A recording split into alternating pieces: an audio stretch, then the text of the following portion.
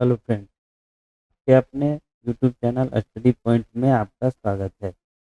आज हम लोग मैथ का क्लास स्टार्ट करने जा रहे हैं।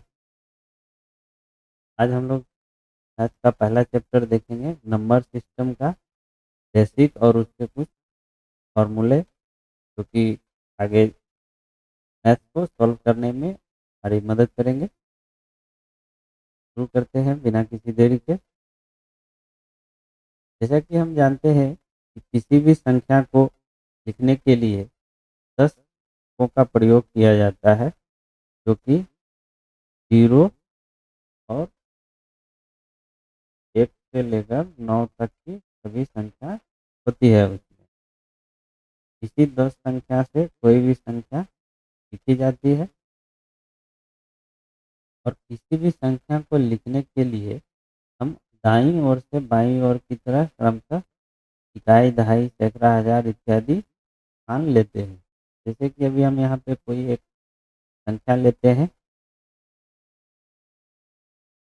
संख्या है 6, 4, 3, 2, 5। मान लेते हैं ये एक संख्या है। अभी हमें इस संख्या को अगर चेक करना है कि यह कितना लिखा हुआ है, संख्या का मान क्या है, वैल्यू, तो हम लोग कैसे शुरू करेंगे? तो इसको शुरू करेंगे दाईं ओर से, यानी यहाँ से। ये इकाई हो गया, दहाई, सैकड़ा, हजार, 10,000, यानी 64,000, 64,325, 325 ये संख्या हो गया। अभी इसमें दो तरह के वैल्यू होते हैं संख्या में। एक होता है स्थानीय मान, यानी प्लेस प्लेस वैल्यू, और दूसरा होता है जातीय मान, यानी लोकल वैल्यू। किसी संख्या का स्थानीय मान अगर निकालना है तो उसका जो वैल्यू होगा हम कैसे निकालेंगे? जैसे हम यहाँ पे देखते हैं कि हमें इसमें 3 का स्थानीय मान निकालना है। स्थानीय मान का मतलब है कि किसी भी संख्या में उस अंक का स्थान क्या है। तो इस संख्या में उस अंक का स्थान क्या है, हम लोग इधर से चेक करेंगे। इकाई, दहाई और सैकड़ा, यानी 3 का जो स्थानीय मान होगा वो होगा 300, क्योंकि ये जो है 3 इकाई, दहाई और सैकड़ा स्थान पे है। यदि हमें 3 का लोकल वैल्यू निकालना है तो क्या करेंगे? तो किसी भी संख्या का जो लोकल वैल्यू होता है, वो संख्या का वैल्यू जो होता है वही उसका लोकल वैल्यू भी होता है। तो 3 का जो लोकल वैल्यू होगा वो 3 ही होगा। ठीक है, देखते हैं। दे दिया है विभक्ति का नियम। इसमें पहला है 2 से विभक्त होने के नियम, यानी कोई भी संख्या 2 से विभक्त कब होगा? तो नियम है कि यदि किसी संख्या का इकाई अंक 0, 2, 4, 6 या 8 इनमें से कोई भी हो तो वह संख्या 2 से पूर्णतः विभक्त होगी। जैसे हम लोग एग्जाम्पल देखते हैं। एग्जाम्पल है 97,532। इसका इकाई अंक पे 2 है, यानी यहाँ पे 2 दिया है, तो ये संख्या जो है वो 2 से पूरी तरह से विभाजित हो जाएगी। लोग चेक कर लेते हैं। संख्या है 97,532 को जब हम 2 से भाग देंगे तो 2 चौके 8, 8 की जगह 1, फिर यहाँ पे 7 आ जाएगा, फिर 2 अच्छे 16,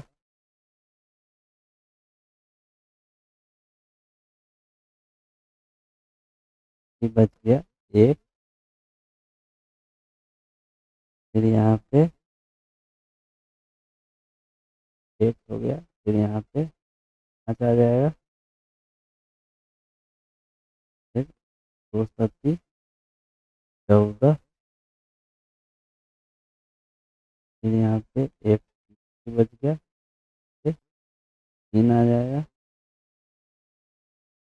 2 छके 12, एक तो यहाँ 2 छके 12, फिर अभी शेष जो है 0 हो गया, यानी ये संख्या जो है 2 से 48,766 इसका भागफल आ गया, पूरी तरह से विभाजित हो गया। फिर हम दूसरा कोई एक संख्या लेते हैं जिसका कई स्थान पे इन पांचों के अलावा कोई और संख्या हो, जैसे 1 3 लेते हैं, फिर इसको 2 से विभाजित करते हैं, तो 2 से 14, बाकी 1 3, और यहाँ आ जाएगा 3, और 2 छक 12, शेष बच गया 1, यानी जब तक यहाँ पे इकाई अंक पे कोई भी 2 4 6 या 8 में से या 0 इनमें से कोई संख्या जब तक नहीं आएगा तब तक वो 2 से पूरी तरह विभाजित नहीं होगा। क्या बाकी आप लोग को यहाँ पे और भी उदाहरण दिए गए हैं, आप इसको चेक कर सकते हैं। क्या देखते हैं, ये है 3 से विभाजित होने के नियम दिया गया है, तो 3 से विभाजित होने के नियम क्या है, यदि किसी दी गई संख्या के सभी अंकों का योग 3 से पूर्णतः विभक्त हो जाए तो वह संख्या 3 से पूर्णतः विभक्त हो जाएगी। जैसे एक उदाहरण दिया है 75,684, कि अगर हमें क्वेश्चन आता है कि ये जो संख्या है 75,684, ये 3 से पूरी तरह विभाजित होता है या नहीं, ऐसा क्वेश्चन आता है, तो हमें पूरे संख्या में 3 से भाग देकर देखने का जरूरत नहीं है। इसका सिर्फ क्या करना है कि इसका योग निकालना है। योग कितना होगा, 8 4 12, 6 18 5 23 और 7 30, का योग 30 हो गया, जो कि 3 से पूरी तरह से विभाजित होता है, भागफल 10 आएगा, तो यह संख्या भी 3 से पूरी तरह से विभाजित हो जाएगा। ठीक है, इसको भी हम चेक कर लेते हैं। 3 × 6, बाकी 1, 3 × 5 = 15, बाकी 0, फिर ये 3 × 6, 3 × 6, बाकी 2, 3 × 8 = 24, ये 3 से पूरी तरह से विभाजित हो गया। दूसरा उदाहरण दिया है 9,63,421, ये 3 से विभाजित होगा या नहीं, ये हमें देख लेते हैं। तो इसका जब योग निकालेंगे तो 3 4 7 3 10 6 16 और 9 25, जो कि 3 से विभाजित नहीं होता है। यहाँ पे शेषफल जो है वो 3 × 8 = 24 और शेषफल 1 बच जाता है, तो ये जो है 3 से यह संख्या भी विभाजित नहीं होगा। हम यहाँ से अगर चेक करें तो 3 3 9, 3 2 6, 3 1 3, फिर से 3 1 3, बाकी 1, 3 चौक 12, बाकी बच गया 1, तो ये संख्या 3 से विभाजित नहीं हुआ। इसी प्रकार से अगर कोई भी संख्या दिया रहेगा तो उसे हम इस तरह से निकाल सकते हैं। पहले पहले उस संख्या का योग निकालेंगे, अगर उसका योग 3 से विभाजित हो जाता है तो वह संख्या भी 3 से विभाजित हो जाएगा।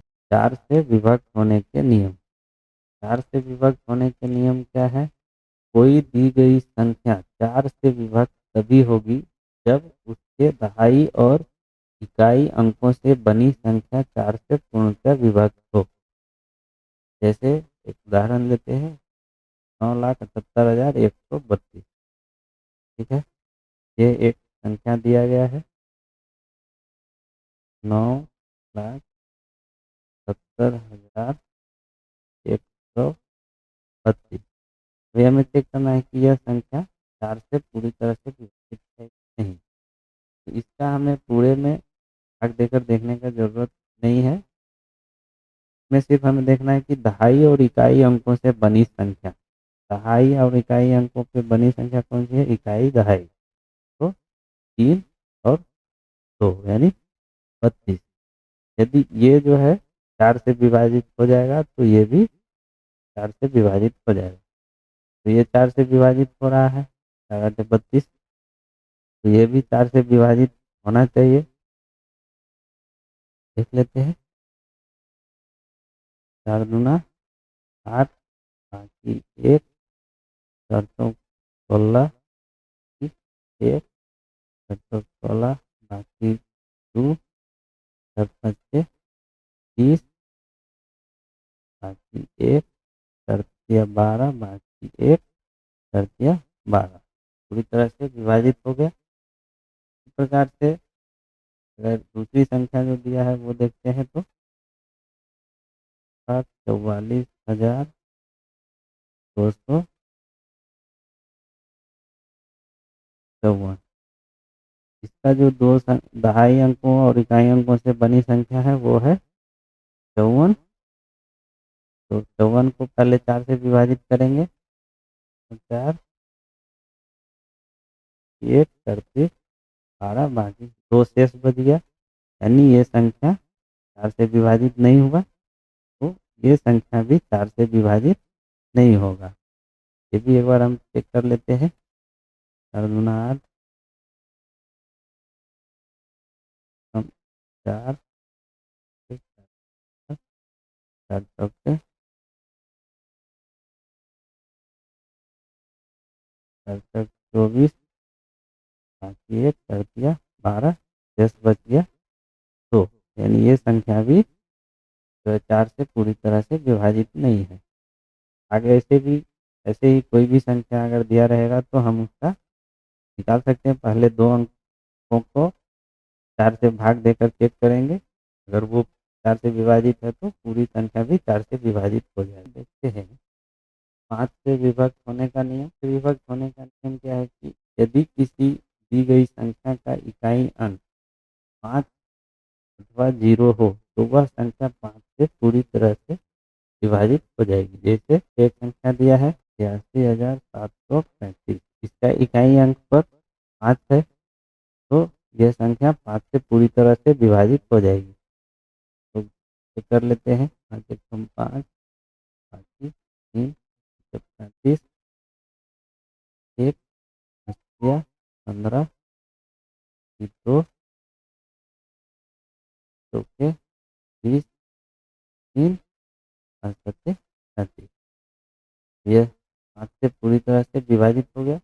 इसी प्रकार दूसरा संख्या है, यहाँ पे 0 है, यह भी 5 से पूरी तरह से विभाजित हो जाएगा।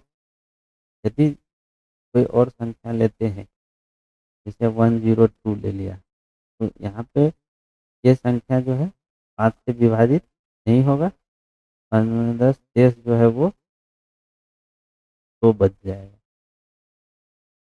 इसी प्रकार से जब भी कोई संख्या दिया जाएगा तो उसको हम लोग चेक करेंगे कि उसका और इकाई स्थान पे 5 या 0 होना चाहिए, तभी वो 5 से पूरी तरह से विभाजित होगा। ये है 7 से विभाजित होने का नियम। 7 से विभाजित होने का नियम क्या है, यदि इकाई अंक को छोड़कर शेष बची संख्या में इका, में से इकाई अंक का दुगुना घटा देने के बाद बची संख्या 7 से विभक्त हो तो दी गई 7 संख्या 7 से विभक्त होगी। जैसे दिया है 882। ठीक है, 882 एक संख्या दिया गया है। अभी इसमें क्या करना है कि इकाई अंक को छोड़कर शेष संख्या, यानी ये 2 को छोड़कर शेष संख्या है 88। शेष संख्या में इकाई अंक का दोगुना घटा देना है, यानी 2 का 2 गुना 4 घटा देना है। यहाँ बचता है 84। यदि यह संख्या 7 से विभाजित हो जाएगी तो यह संख्या भी 7 से विभाजित हो जाएगी। तो यह 7 से विभाजित हो जाती है 12 बार में, तो यह भी 7 से विभाजित होना चाहिए। तो 7 एक 7,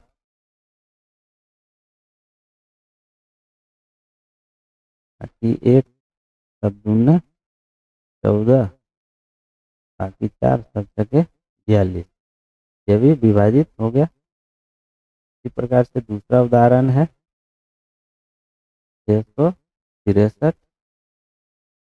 663 का इकाई अंक अगर छोड़ते हैं तो संख्या बचता है 66। 66 में इकाई अंक का दोगुना यानी 6 माइनस करेंगे तो बच जाएगा 60। ये संख्या यदि 7 से विभाजित होगा तो ही ये संख्या 7 से विभाजित होगा।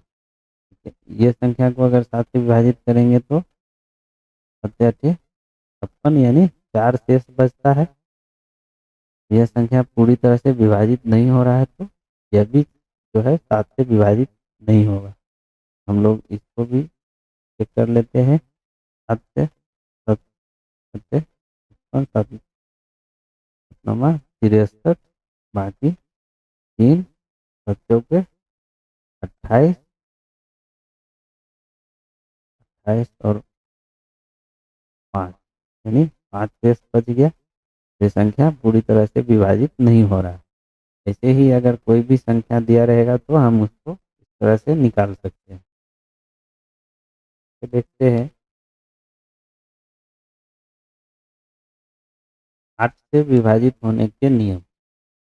8 से विभाजित होने के नियम क्या है कि कोई दी गई संख्या 8 से विभक्त तभी होगी जब उसके सैकड़े, दहाई तथा इकाई अंकों से बनी संख्या 8 से पूर्णतः विभक्त हो जाएगी। जैसे एक संख्या दिया है यहाँ पे 6, 7, 9, 5, 4, 1, 6। यह एक संख्या दिया है। फिर इसको 8 से विभाजित होने के नियम क्या है कि सैकड़े, दहाई तथा इकाई, यानी लास्ट के 3 डिजिट जो है वो यदि 8 से विभाजित हो जाएगी तो पूरी संख्या 8 से विभाजित हो जाएगी। यहाँ पे दिया है 416, 416। इसको हम लोग 8 से विभाजित करेंगे, 8 बचे 40, बाकी 1, 8 दूना 16, 52 से पूरी तरह से डिवाइड हो गया 8 से, तो यह पूरी संख्या भी 8 से पूरी तरह से विभाजित हो जाएगी। हम लोग चेक कर लेते हैं। 8 8 64, बाकी बचा 3, चौके 32, बाकी बच गया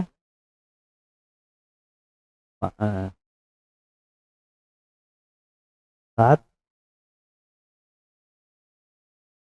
खत्म हो गया 8 9 72, बाकी 3, 8 चौक 32, बाकी 2, 8 दूना 16, बाकी 5,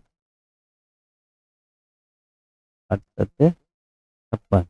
ये पूरी तरह से विभाजित हो गया इतने बार में। तो इस प्रकार से यदि कोई संख्या दिया रहेगा और उससे पूछेगा 8 से विभाजित होने के नियम, तो फर्स्ट 3 डिजिट यानी इकाई, दहाई, सैकड़ा, सैकड़ा स्थान से लेकर के इकाई स्थान तक, तो इसको याद रखिए कि फर्स्ट 3 डिजिट जो है पहले 3 अक्षर यदि और पहले 3 अंक यदि से जो मिलकर संख्या बनेगी वो 8 से विभाजित हो जाएगा तो पूरी संख्या 8 से विभाजित हो जाएगा। चाहे कितनी भी बड़ी संख्या दी हो तो हम उसका वैल्यू निकाल सकते हैं। नेक्स्ट है 9 से विभाजित होने के नियम। यदि किसी दी गई संख्या के सभी अंकों का योग 9 से पूर्णतः विभक्त हो तो दी गई संख्या 9 से पूर्णतः विभक्त हो जाएगी। जैसे यहाँ पे एक संख्या दिया है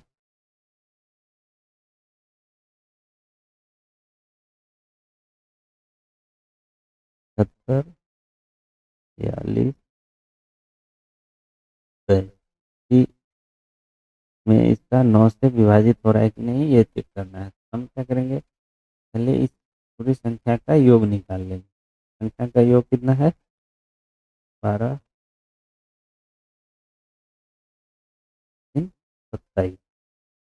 इस संख्या का योग हो गया 27।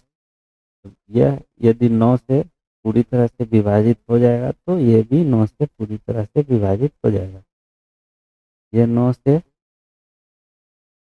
3 बार में पूरी तरह से विभाजित हो रहा है, तो ये भी होना चाहिए। हम लोग चेक कर लेते हैं। तो हम जब 9 से भाग देंगे 9 से 72 की 3 या 22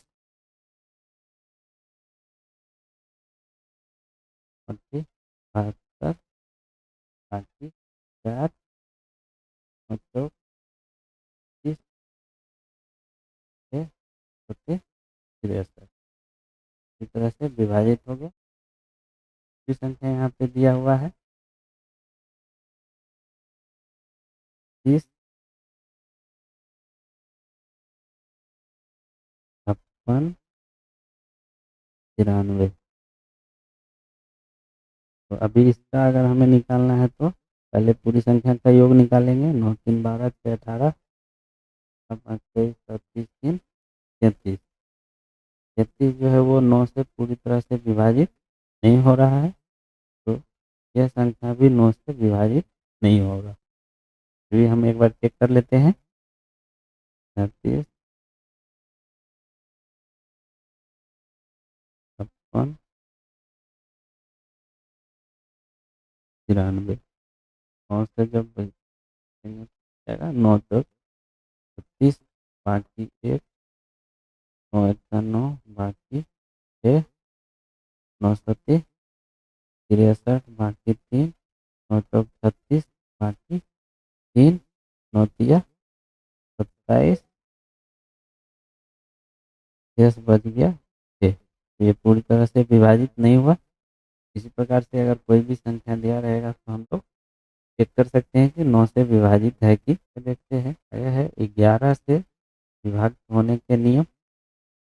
कोई दी गई संख्या 11 से तभी विभक्त होगी जबकि इकाई से बाईं ओर चलने पर सम स्थानों के अंकों का योग तथा विषम स्थानों के अंकों का योग का अंतर 0 हो अथवा 11 से पूर्णतः विभक्त हो। तो थोड़ा सा कल्ट है, तो हम लोग इसको ठीक से समझते हैं। नियम क्या है कि कोई दी गई संख्या 11 से तभी विभक्त होगी जबकि इकाई से बाईं ओर चलने पर सम स्थानों के अंकों का योग तथा विषम स्थानों के अंकों के योग का अंतर 0 हो अथवा 11 से पूर्णतः विभक्त हो। पहले हम लोग संख्या लेते हैं, उदाहरण से समझेंगे। पहला है 80, 30, 16, 40, 96। इकाई अंक से बाईं ओर चलने पर सम स्थानों के अंकों का योग। सम स्थान कौन कौन से हैं? ये है, फिर ये है, और ये है, और ये है। 9, 4, 1 और 8। और विषम स्थान पर कौन कौन सा है? 1, 6 और 0। इनके अंकों के योग का अंतर पहले सम स्थान का निकालते हैं। 9, 4, 13, 13 1 14 और 8 22। और विषम स्थान का अंकों का योग है 1, 5, 6, 6 18 प्लस 0 12। तो इसका जो अंतर है वह या तो 0 होना चाहिए या तो 11 से विभाजित होना चाहिए। इसका अंतर कितना है? 10। क्योंकि ना ही तो 0 है और ना ही 11 से विभाजित है। इसका अर्थ ये हुआ कि यह संख्या जो है वो 11 से पूरी तरह से विभाजित नहीं होगी। हम लोग चेक कर लेते हैं। 80, 16, 45, 91।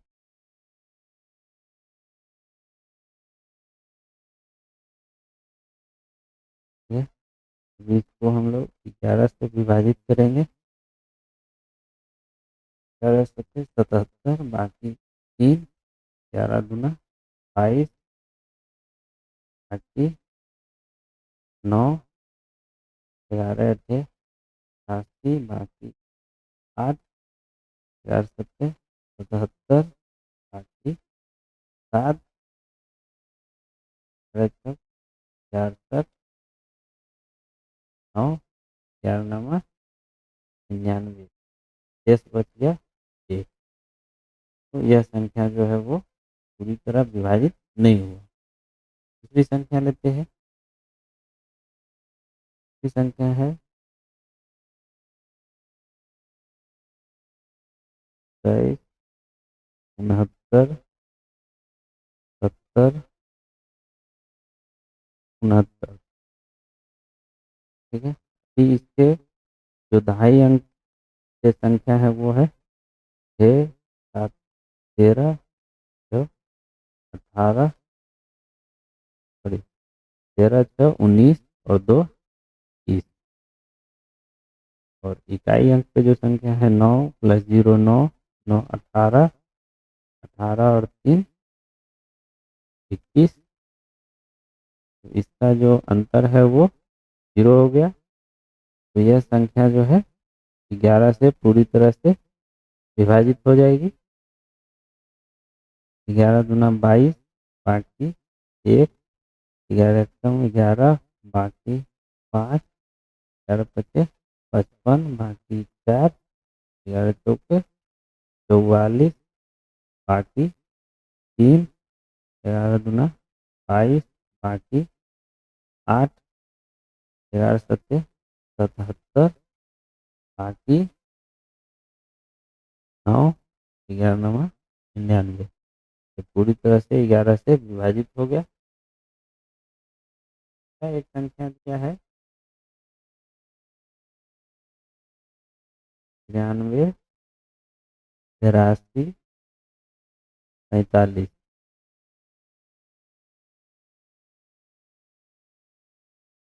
इसका जो दहाई अंक पे संख्या है 4 और 8, 12, 12, 9, 21। ढाई अंक पे जो संख्या है 5, 2, 7 और 3, 10। जब माइनस करेंगे तो इसका वैल्यू आएगा 11, क्योंकि 11 से विभाजित है। तो यह संख्या भी 11 से विभाजित होना चाहिए। 4 अठे 5, 4 7, 4 बचे 55,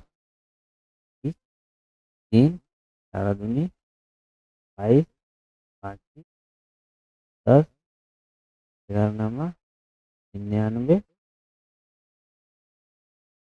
5, 11 पचे 55। ये संख्या भी 11 से इसी तरह से विभाजित होगी। इस प्रकार से जब भी कोई संख्या दिया रहेगा और अगर बड़ी संख्या है तो इसमें ये फॉर्मूला विशेष रूप से यूज होने वाला है। नेक्स्ट है, आगे देखते हैं हम लोग। कुछ महत्वपूर्ण तथ्य दिया गया है। पहला है अभाज्य संख्याएं, को प्राइम नंबर।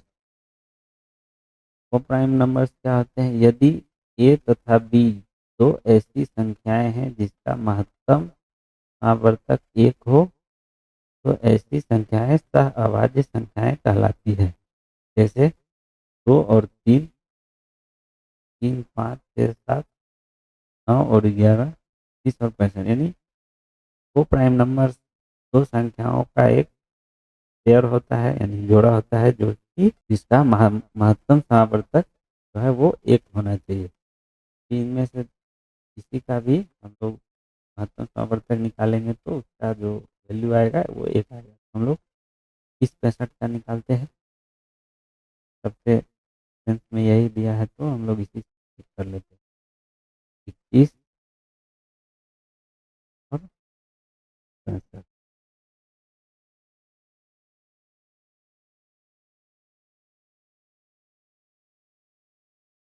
सुना 42, 63, 3 बार राइट करेंगे, 63 बच गया, तो इधर आ जाएगा 21,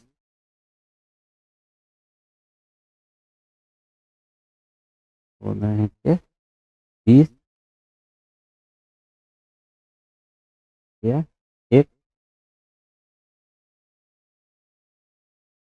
दो, ये दो, तो खत्म, राइट हो गया पूरी तरह से, यानी महत्तम समावर्तक जो है इसका वो एक आ गया।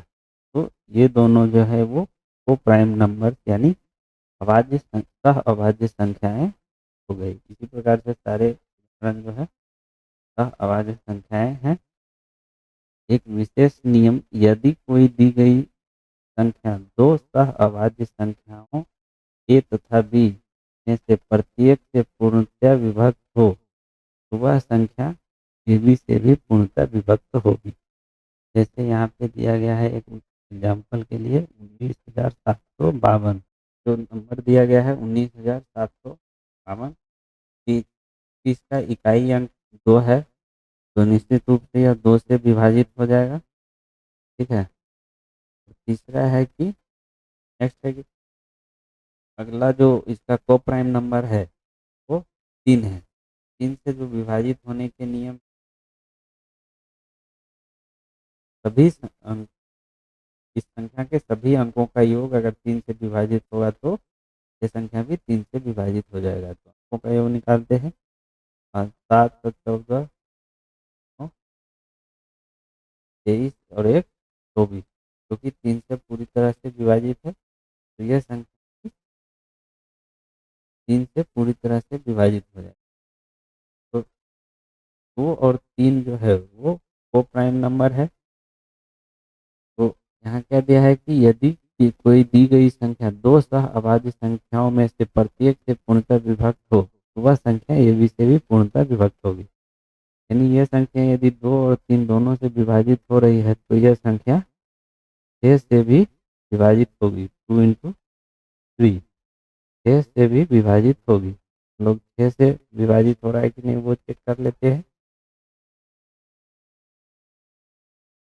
6 से विभाजित हो रहा है कि नहीं वो चेक हम लोग कर लेते हैं पहले यहाँ पे।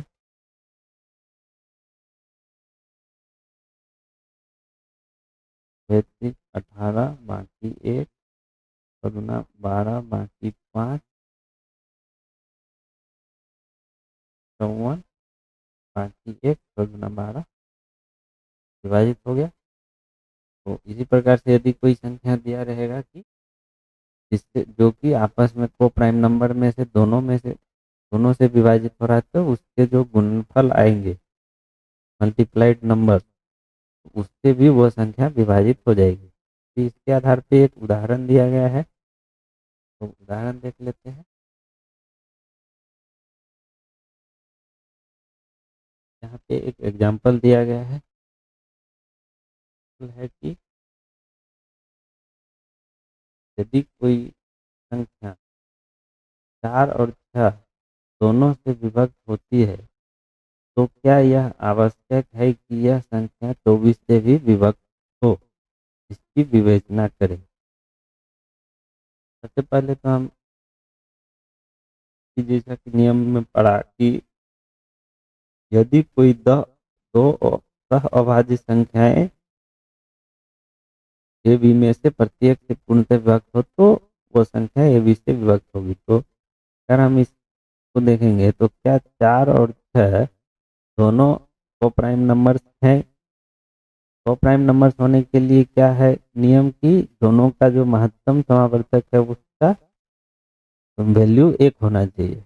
तो इसका अगर हम 4 और 6 का महत्तम निकालते हैं तो 4 एकम 4 बाकी 2 2 दूना 4। यहाँ पे जो है महत्तम समावर्तक कितना आ गया 2 आ गया।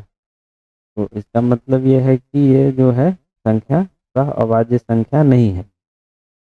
तो इसलिए यदि इस दोनों संख्या से कोई संख्या विभक्त हो भी जाती है तो यह जरूरी नहीं है कि वह संख्या जो है 24 से भी विभक्त हो। ठीक है, तो देखते हैं यह है सम संख्याएं इवन नंबर। जो प्राकृतिक संख्याएं 2 से पूर्णतः विभक्त हो जाए उन्हें सम संख्या कहते हैं। जैसे यहाँ पे दिया गया है 32, 46, 54, 120, 182 ये सभी संख्याएं जो है वो सम संख्याएं हैं। कोई भी संख्या जो 2 से पूरी तरह से विभाजित हो जाए और 2 से विभाजित होने का नियम क्या है कि उसका इकाई अंक से 2, 4, 6, 8 या 0 होना चाहिए। तो वो सभी संख्याएं 2 से विभाजित हो जाएगी और वो सभी संख्याएं सम संख्याएं होंगी। नेक्स्ट है विषम संख्याएं ऑड नंबर। जो प्राकृतिक संख्याएं 2 से पूर्णतः विभक्त न हो उन्हें विषम संख्या कहते हैं। जैसे 23, 55, 69 इत्यादि कोई भी संख्या जो 2 से पूरी तरह से विभाजित न हो सके उसे विषम संख्या कहेंगे।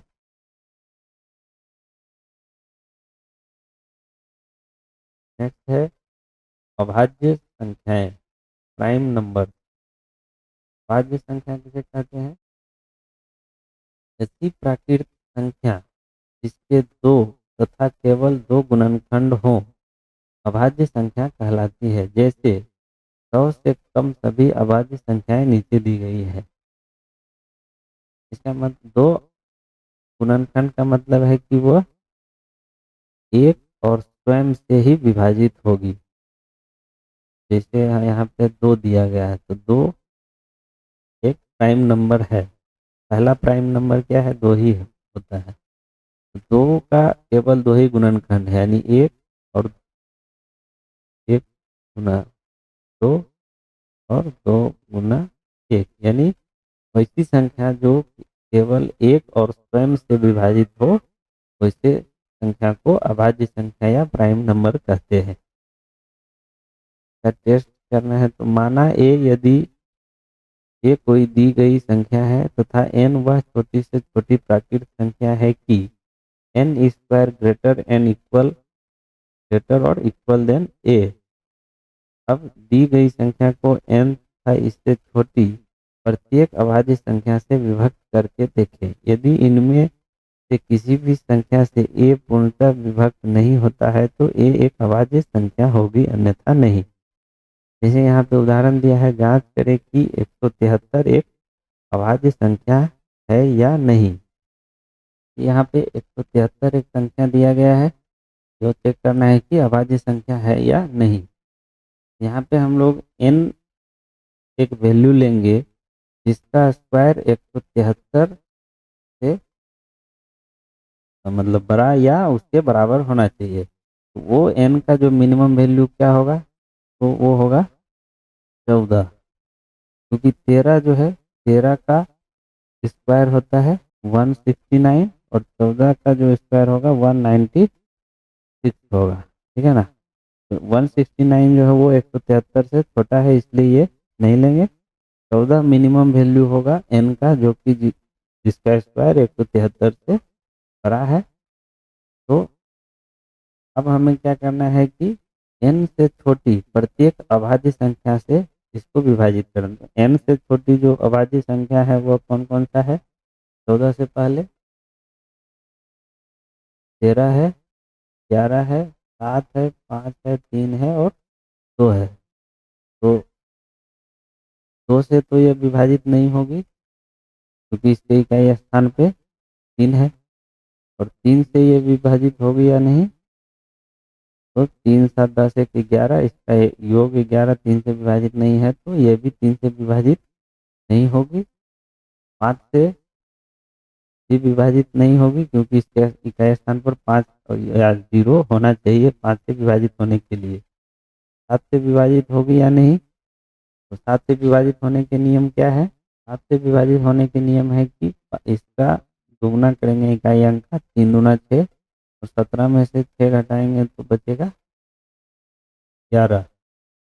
11 जो कि 7 से विभाजित नहीं होती है, तो यह भी 7 से विभाजित नहीं होगी। फिर है 11 से विभाजित होने का नियम। छोटा संख्या है तो इसमें ज़रूरत नहीं है, इसको डायरेक्ट ही 11 से हम लोग विभाजित करके चेक कर सकते हैं। तो 11 11 बाकी 6, तो ये भी 11 से भी विभाजित नहीं हो रही है, और 13 से 13 और 13 4 बच गया, 39, 13 से भी यह विभाजित नहीं हो रही है। 14 से पहले का हमने सारी संख्याओं से चेक कर लिया। 173 जो है वो किसी भी संख्या से विभाजित नहीं हो रहा है, अर्थात 173 जो है वो एक अभाज्य संख्या है। ठीक है। फिर दूसरा उदाहरण यहाँ पे दिया गया है, जिसका आप लोग बना करके चेक करेंगे। अगर ये दिक्कत होगा तो कमेंट में बता सकते हैं, हम फिर नेक्स्ट वीडियो में उसको फिर से समझाने का कोशिश करेंगे। नेक्स्ट चलते हैं, संख्याओं के में भाग संक्रिया, डिवीजन ऑन नंबर। माना कि ए संख्या ए को संख्या बी से विभक्त करने पर भागफल क्यू तथा शेषफल आर है, तो ए बराबर बी क्यू प्लस आर, यानी अगर हम को आसानी से समझना चाहे तो इस तरह से देख लेते हैं। भाग का जो नियम होता है इस तरह से कि ये कोई संख्या है जिसको बी से भाग दिया जाता है, तो भागफल क्यू और शेषफल आर बचता है। ठीक है। तब ए इक्वल बी क्यू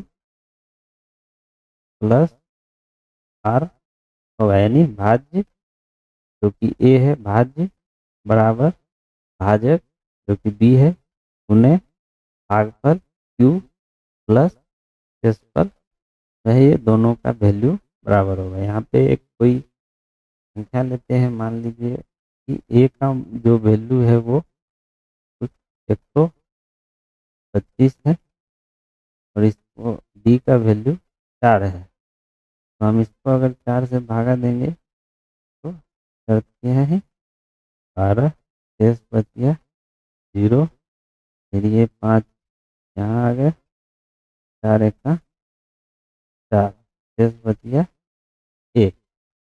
अब इसके अनुसार जो है ए 125 बराबर b into q, 4 into 31 plus 1 बराबर 4 एक 4, 4 दिया 12 प्लस 1, 124 प्लस 1 25, दोनों वैल्यू बराबर हो गए। आगे कुछ उदाहरण दिया गया है, तो उदाहरण समझते हैं। पहला है कि 1043 को किसी संख्या से भाग देने पर भागफल 11 तथा शेषफल प्राप्त होता है, भाजक ज्ञात कीजिए। यानी अगर हम लोग फॉर्मूला से समझेंगे तो भाज्य बराबर भाजक गुने भागफल जोड़ शेष। ठीक है।